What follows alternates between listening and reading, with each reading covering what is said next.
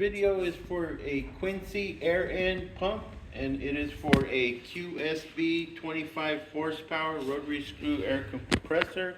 And we're gonna run it here and show you that the pump works. This is all prior to removal.